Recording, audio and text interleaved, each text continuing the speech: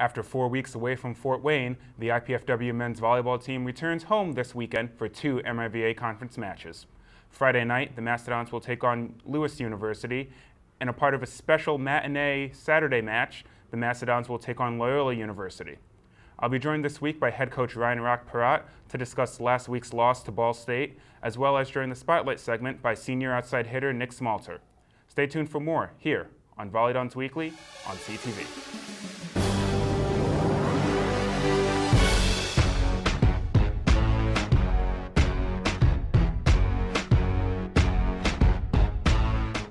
Welcome back to VolleyDons Weekly. I'm your host, Jordan Armstrong. A quick shout out to our sponsors, Alco, Active Ankle, ASICS, Glenbrook Dodge, and Hyatt Place. I'm joined now by head coach Ryan Perrotte, and after a little bit of a weekend off for the VolleyDons since we played last Thursday at Ball State, hopefully everyone's a little bit rejuvenated as we get back into the gym this week. I didn't even know we were rolling.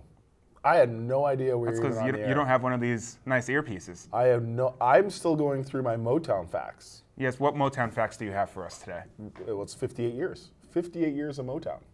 Because as I just told you before we got on the air, and I didn't even know the red light was on, so I haven't been paying attention. That's because it wasn't on your camera. Your camera's there and there. My camera's over there. I got all 3 cameras, actually. All 3. The 25th anniversary of Motown was 1983. I'm almost positive it was 1983 because that was the year Michael Jackson did the moonwalk for the very first time, and the place went wild. So I've been told. And it was one of Marvin Gaye's last live performances. His last performance was, I think, at the Forum in Inglewood, California, at the NBA All-Star Game in '84. And I know the Supremes reunited after the big spat between Diana Ross and her band. By the way, the greatest female band ever. You never hear about that. You always talk about boy bands. You never talk about female bands. Diana Ross and the Supremes, the greatest female band of all time. Are they called female bands or are they female groups? Or female groups. How about that? That would be my question. Female groups, 21 #1 hits. 21. I think Elvis had like 20 or 22. Which one's your favorite? Oh, God. Putting you on the spot. I'll be there, probably. Diana Ross. Yeah. I love that one. God, there's a couple other ones too that I love. Aretha Franklin, I love Aretha. Motown. Anyway, a little Motown history. That's what we were talking about before we got on the air. I'm terribly sorry. It's true. That's exactly what we were talking about. Should we talk volleyball? We can talk volleyball. I mean, it's your show. So what is volleyball? What does the sport of volleyball and Motown records have in common? Anybody know? They both have hits associated with them. They both have hits associated with them. Thank you. That's great. I'm going to the Tonight Show. Are you? Starring Jimmy Fallon, by the way. Starring. Just want to throw that out there. Okay, let's talk volleyball. Well, what do you want to talk about? I mean, last Thursday, the Mastodons fell on the road at Ball State to complete 4 weeks of being on the road for the team. Trips that took us out to the East Coast twice, over to St. Louis for the opening of conference weekend, and most recently last week down to Muncie. So now we're going to be home for a little bit, but what are your thoughts at the conclusion of a month of traveling for this volleyball team? Well, whoever did the scheduling should be fired. To be on the road, going East Coast two weekends in a row is ridiculous, especially in the cold weather. Especially if you're going to go east, maybe next year we can go to Motown. See Motown. I think this. I think it was nice to get all that stuff out of the way early in the season. People forget, though, we played 4 matches at home to start off the year. So going on the road, I think it kind of toughens you up for your conference schedule. Problem is, we've started 3 matches on the road in conference play at Ohio State, McKendree, and Ball State. I think being home for the next month and a half is actually going to do wonders for us. I really do. Partially because the weather is going to start to turn pretty good here as we get into March. We get to go to Puerto Rico. I think that'll be very good, and then coming back to pretty decent weather in the 50s. The other thing I think about it is home cooking in the home environment. For some reason, I think players play well at home, but they play well in front of family and friends, and I think that'll energize our team a little bit. And number 3 has to do with familiarity. I think when you're in a familiar surrounding or environment and a regular routine, you play well, and that's what I'm hoping will take place the next month and a half now that we're back at the Gate Center. Definitely. Looking back at the Ball State match, I kind of wanted to have a little bit of fun this week and do a little bit of word association. Oh, so goodness. I'll throw out one word and we'll see what your reaction to that based off of the Ball State match is. I feel like see how that goes. I feel like I'm in the movie Skyfall. This is good because there's a scene in Skyfall. Okay. See, relating back to another one of your favorites, James Bond. So here we go. Let's see how the word association goes. Okay. If I were to say blocking, thinking back to the Ball State match. Untimely. Okay. Do you want to elaborate a little bit more? No, or are we just going to go because back word and forth? association. One word for one word. Untimely. Okay. Not ballistic enough. Serving. Inconsistent. Serve, receive, passing. Improving. Wasn't expecting that one. Bench performance. Very steady. Bench contribution. Very steady and very pleased. Setting. Inconsistent. Transition attacking. Very poor. And that's being polite. Putrid would be the good word. Putrid. You've used that word quite a few times with the Putrid, guys so one of my far this favorite year. words of the English language. That and salubrious. Haven't heard that one from you before. Let's see, what else can we throw in there? Defense. I mean, inconsistent. Afterthought. Communication. Poor. Officiating. No comment. No comment. And we'll wrap up with coaching staff. Amazing. Not me. I'm not talking about me. I exclude myself from that. I say amazing. And we'll finish with the all-important historical part of a trip down to Muncie, Pizza King. Delicious. Nice word association game. We should maybe do that more often. That was very pleasurable. I should have said done afterwards and then get up and walk out like Daniel Craig does in Should have Skyfall. done a little bit of a drop the mic moment and just walk off the stage. Well, all those things that you talk about are very, very important, and they're the different facets of our game. And as you heard me say, either inconsistent or needs improving. We're not well-rounded yet. The identity of our volleyball team has shifted since the time we played Harvard here at home. It really has shifted. And right now, as I suspected back in the fall, we were going to be like this because of the fact that we're an inexperienced volleyball team still trying to learn to play together. And we're still learning to play together. And not only that are we still trying to learn to play together, we're still trying to learn how to win. And those are two dramatically integral things that we just haven't been able to come together yet, and we're still trying to find the answers to those things. So then, based off of all of that, having a couple days of practice here after doing some individual meetings and video with the guys yesterday, kind of as an additional off day to extend the weekend for them, what is it that you had talked about when we got back from the road trip down to Muncie, going back to more in-depth training during this weekend practice? Well, let me go back and answer something that you talked about. Because we played Ball State on a Thursday, I gave them the weekend off. And I did that because the travel has been so extensive, being on the road for so long. I think we needed a break, kind of recharge the batteries a little bit. The grind really gets to you, and especially now that we play back-to-back matches consistently, I think the grind really takes its toll. So I hope that with this past 4-day weekend, our guys can be re-energized and refocused to play volleyball. In regards to my comments after the Ball State match, is that we got to get back to basics. Usually when things go wrong, I've always found, at least in my athletic career, you got to go back to basics. And we're going to do that in regards to training. We've practiced, per se, but we haven't really trained, meaning spend time repetitively on skill development. And that's what we're going to do the next couple of weeks. And we'll see, hopefully that'll pay some dividends getting towards the 2 matches this weekend, which we'll talk about a little bit more when you join us again in the final segment, which you loved, that is called Dishing the Rock, of course. Or the fifth set, one of the two. I think you're more in favor of Dishing the Rock, after all. You're head coach Ryan Rock Perrotte. I like it. Magic was my idol. I like it. There you go. So I'll be joined next during the Spotlight segment by senior outside hitter Nick Smalter to discuss a little bit about his role on the team as well as where his career aspirations lie going forward after he graduates this coming year. Stay tuned for more for VolleyDons Weekly on CTV. I specialize in the ways that technology is impacting communication, relationships, and learning. One of my primary expertise areas is sexting and the impact of social media on sexuality and communication within romantic relationships. Working with students is my favorite part of this job, and I'm trying to equip them with the skills they need to be competitive candidates in the world, whatever world they're going to choose to pursue. Welcome back to VolleyDons Weekly. Joining me this week during our Spotlight segment is senior outside hitter Nick Smalter. Nick is from Buffalo, New York. Yep. About 4 hours away from where I grew up over near Albany. So how's everything going for you so far, Nick? Everything's going great.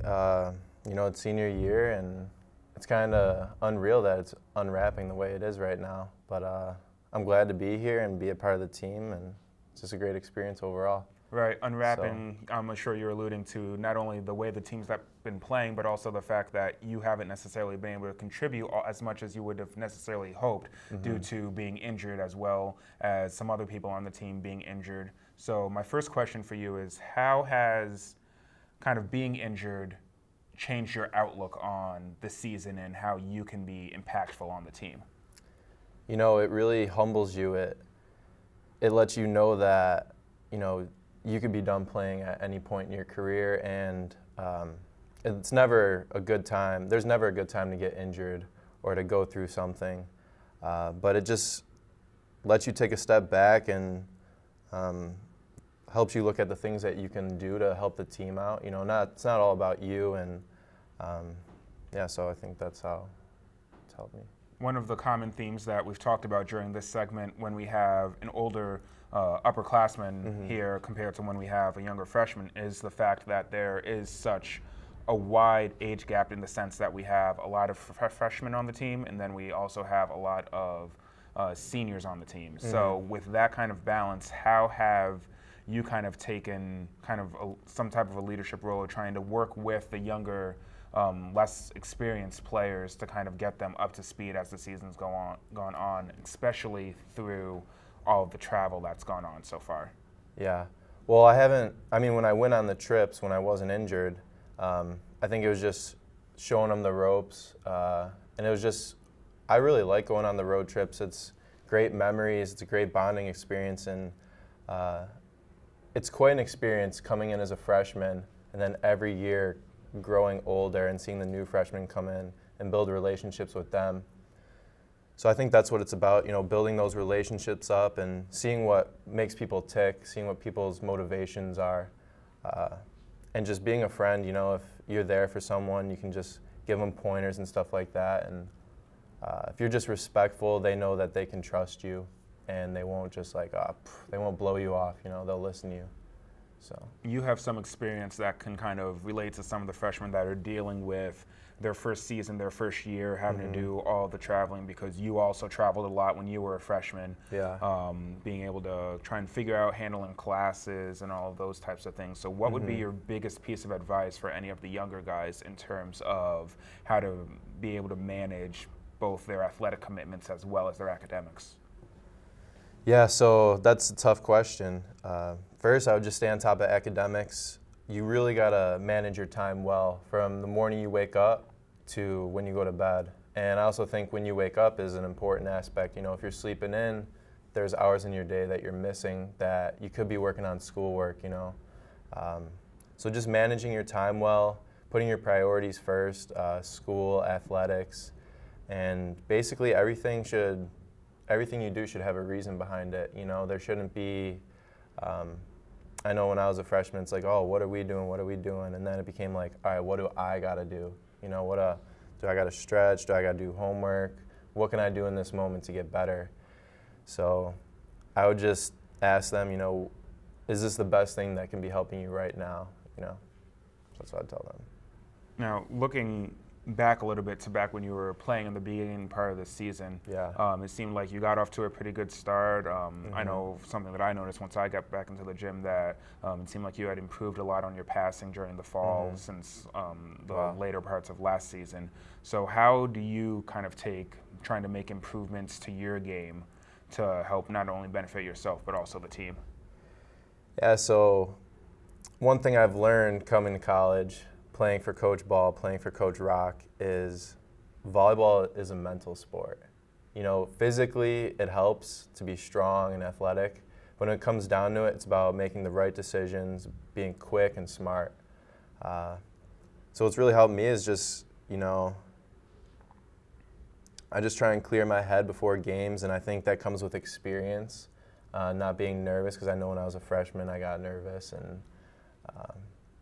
But now just with experience and honestly meditation, you got to find your niche. You got to find what helps you get through it. And for me, I know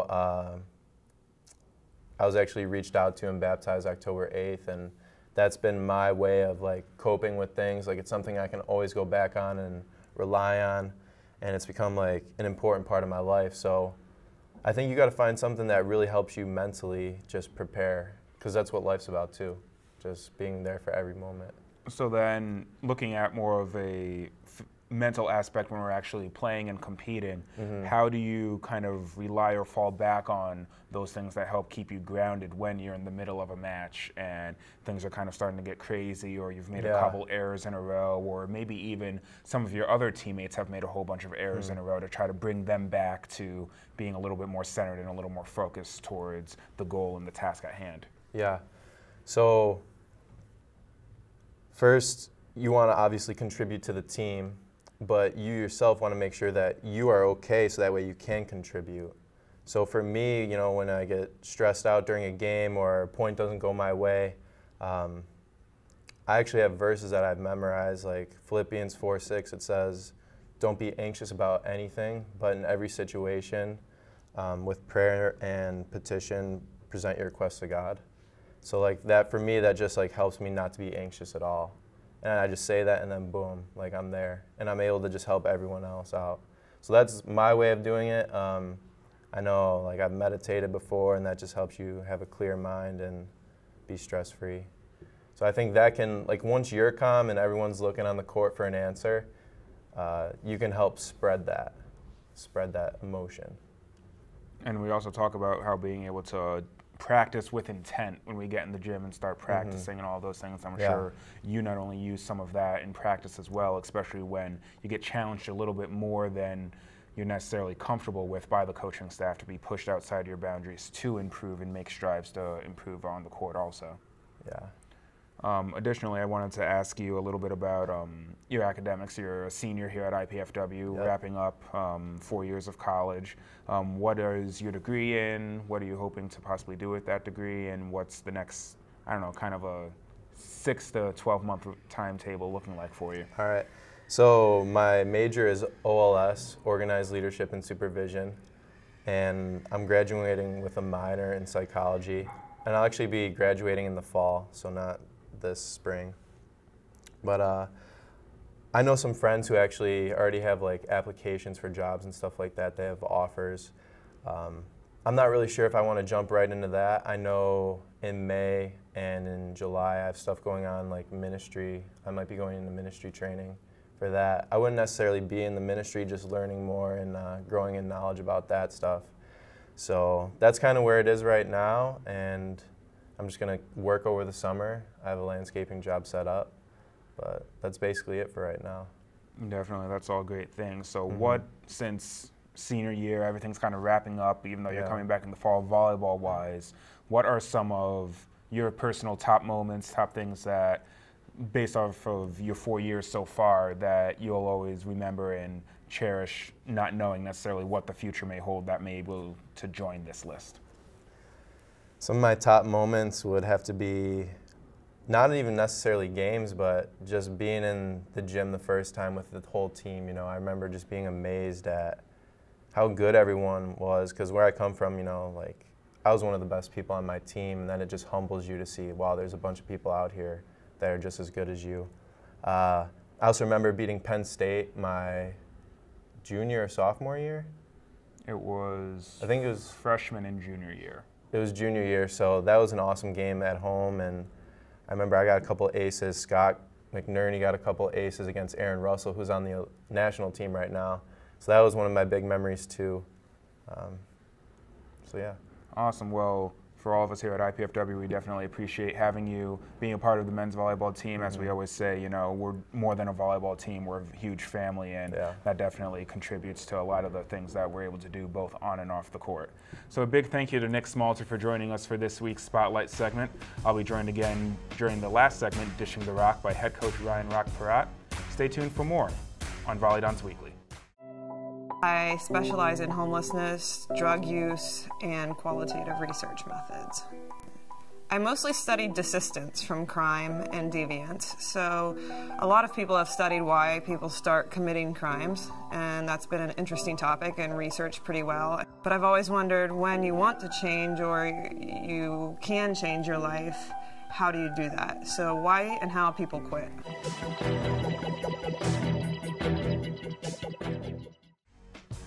Welcome back to VolleyDons Weekly.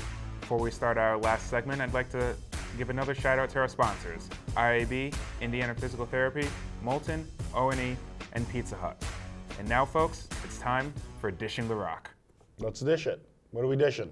We're going to dish two nationally ranked opponents coming into the Gates Sports Center on Arnie Ball Court this home weekend to take on Lewis Friday night and then play Loyola, who's the defending national champion. Two-time defending national champion. On Saturday afternoon, because of the homecoming festivities, we get to be the matinee or the opening act, in a sense, for the IPFW men's basketball team, who will be taking on Omaha, I believe, at 7 o'clock Saturday night. I'm pretty sure I have all that correct. But let's focus on volleyball. Friday night, Lewis University. Thoughts, opinions? Well, we match up very well against Lewis. They're a very talented group, but like last year's team that finished second in the nation when they lost to 1 point away from winning their first national title. And I think they had 4 match points, so they could have won. They did. I think we match up very well against them. We played them in the fall in an exhibition. I really like their serve and ball receive game. They have some size in the middle with Bobby Walsh, who I think is the second best middle in our conference. The best one plays at Loyola. We'll see him on Saturday. They have some really tremendous athletes on the pins. Julian Moses, who is the son of the track legend, Edwin Moses. And they have a really talented setter. I like their volleyball team a lot. They have some intangibles that that they can get under the skin of their opponents. They do all this celebratory stuff on the sideline, kind of distracts a little bit from the game. But they do all this stuff in an unbelievable fashion because it energizes their playing group. And so we've got to make sure that our emotions are in check, that we're just focused on the task at hand. And hopefully for us, if we can serve and pass the volleyball, establish our middles, because their entire team is going to focus on Andy Sellen, and hopefully we can expose that. True, and looking at not only us for an offensive game plan, trying to use the middle a little bit more, also trying to see a little bit more production from the left side, which we've been lacking in a little bit due to both inexperience and injury to our volleyball team. Well, and not only on the front court, though. I'd like to see us be established more to the back court with our left sides, and I think that needs to happen, and it can happen against a team like Lewis, provided we pass the volleyball. So taking all of that into account, then we have a short turnaround to get ready then for, as you said, two-time defending champion Loyola coming into the gym Saturday afternoon at 3 o'clock. What are your hopes, your thoughts heading into that match, knowing that, historically speaking, we usually battle pretty well with Lewis, whether it's home or away, so Friday night could end up being a 2.5 hour match if it ends up going all 5 sets and it's competitive every set. My biggest fear is the short turnaround, because I think the Friday night match will be so emotionally draining, it's going to be hard to recharge under such short notice. I really had that fear. Loyola is a very talented volleyball team. Yeah, they're vulnerable this year. Their best player left and went pro. Their other player graduated. They're not the same team as in years past. They're kind of in that championship funk. When you win it 2 years in a row, where does the self-motivation comes? But they're motivated to play. We've traditionally played very, very well against them. That's kind of our new rivalry with Loyola. The biggest thing, number one, is that we got to handle serve. Number two is we can't allow their big middle blockers to go off on us, both offensively and defensively. I mean, I've never seen two guys at 6'10" play for one volleyball team in my life. And both of these guys can dominate the net. And as hitters, in particular our pin hitters, we can't think that we can muscle the ball past them. because they're going to win that 90% of the time. So we've got to play smart volleyball. We've got to play ball control volleyball. We've got to play error-free volleyball. But we got to be aggressive. I think we got to be aggressive with our serve to try and get those middles out of the offense and just eliminate them from the game, and hopefully they can become more predictable by setting the ball to the pins. But the other thing I think that needs to happen more so with Loyola than any other team is that we got to play backcourt defense. We have got to dig balls and score. You can get away with that from other teams, but not this team. You got to do that in order to beat Loyola. But when you talk about being able to dig balls and score, it's not just the logical thought of keeping the ball in the air. No. It also comes down to the quality of dig. Correct. To be able to have the middle be a viable option, not only to set and score, but also to create one-on-one opportunities for both our pin hitters and the front court, and trying to get the BIC more established in the backcourt. Correct. See, for years, Loyola was an offensive-minded volleyball team because they had the fastest offense and the big middles. But I truly believe they won national titles because of their transition game, their defense converting to offense. Nobody has been able to match that or the serve-receive game that they have and the serving game that they have. Well, this year, they're more vulnerable because of that. And if we can serve like we did against Ball State, but more timely, pass the ball more consistently, but in real crunch time situations, be able to dig balls from everybody and convert, I think we have a good chance. And we'll see what happens with that. Friday night, the Mastodons take on Lewis University, 7 o'clock on Arnie Ball Court inside the Gate Center. And then the Mastodons will return on a short turnaround Saturday afternoon, 3 p.m. to take on two-time defending national champion Loyola University. That does it for this week's show, Rock. We're done already. Done As already. time goes by. Definitely does. It always goes by when you're having fun, doesn't it? I'm going to head to the office and watch some Motown. Sounds like a plan. Or listen to Motown. Either or, either or. For head coach Ryan Rock Perrotte and our guest senior outside hitter Nick Smalter, I'm Jordan Armstrong. Thank you for joining us this week on VolleyDons Weekly, and we hope that you will join us inside the Gates Sports Center on Arnie Ball Court for our 2 home matches this weekend. Take care, everyone.